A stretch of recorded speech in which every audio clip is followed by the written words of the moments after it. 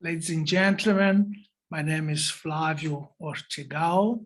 I am the Chief Technology Officer and founder of Recupera. Recupera is the company that converts plastics to hydrogen. What I want to talk to you today are to address some questions that the community is posing to the plastic industry, and I'm not seeing the answer out there. So let's try to address that. The question is, how might we design plastics so that they become recyclable?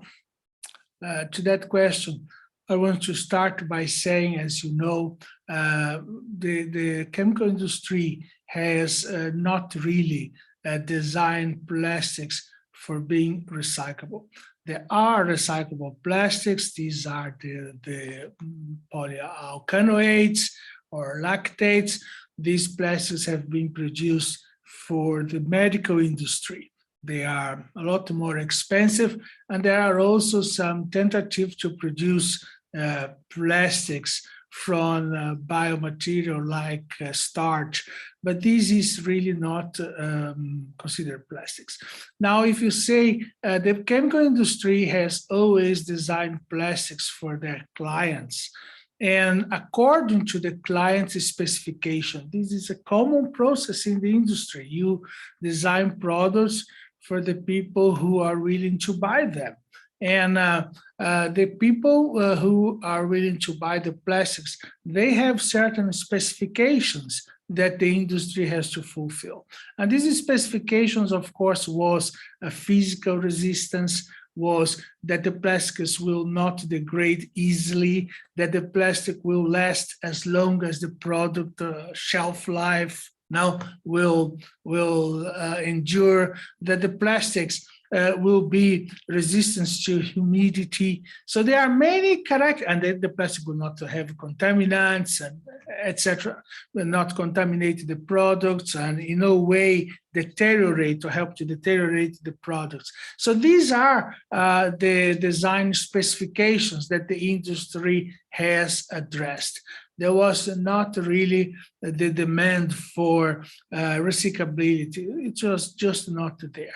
Now, of course, there is such a demand, and I believe the industry will attempt to address that. When we speak about substituting the plastics by biodegradable material, this is a demand that we hear that very commonly.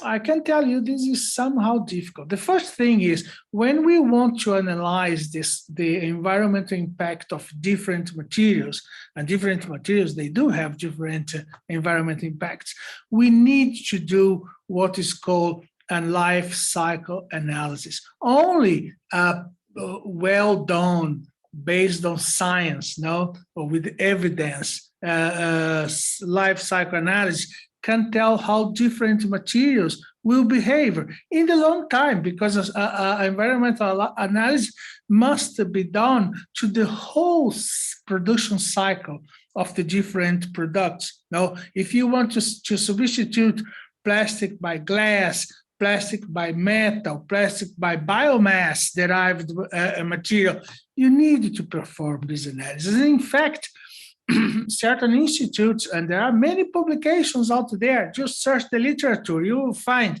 this type of analysis have already been done. And surprising, most of the materials that are suggested to substitute plastics, they perform in the life cycle analysis worse than plastics.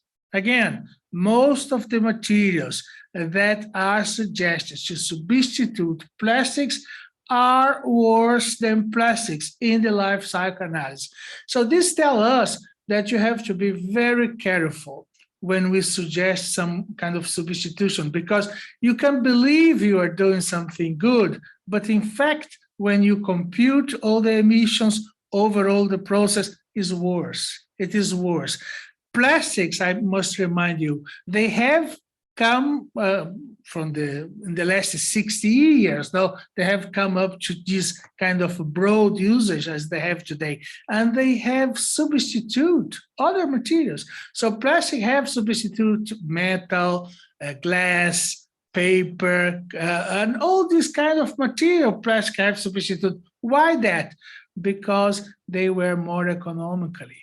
And when you come to the relation of economy and environmental, you must see that process that are more spendious, that expend more money, they are very often not the best ecologically processed, because they spend more energy. And in the end, ecology and economy, they come together in the saving of energy.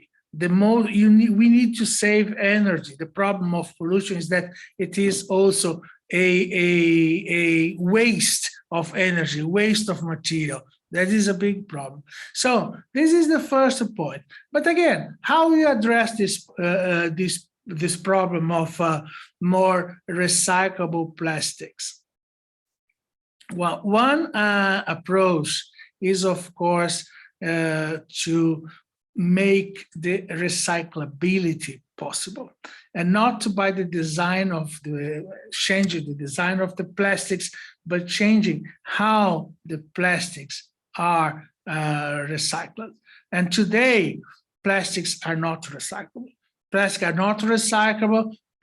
Waste plastic has no value. And this is the problem. The problem that you see plastics everywhere in the nature, they are not collected, is because they have no value. And this is only a very small fraction. Globally, less than 10% of the produced plastics are really recyclable. And if you do recycle to the same material, which would be the core meaning of recycling, go back to the production cycle, then this is less than 2%. Less than 2% of the plastics are truly recycled. So 98% of the plastics are not recyclable. Some percent, 8% or 6%, they are downcycled, but yeah, 90% is just landfilled or incinerate. And this is the picture that we have today. So how can we change that? There is a way of changing that, and that is the chemical recycling, because plastics, they can be depolymerized. Plastics are hydrocarbon derived from fossil, from oil, but hydrocarbon are molecules that are a dorsal of carbon, and each atom of carbon has 2 hydrogen attached to it. Now, if you completely crack the plastics, just as you crack oil, what you obtain? You obtain a gas composed of carbon monoxide and hydrogen.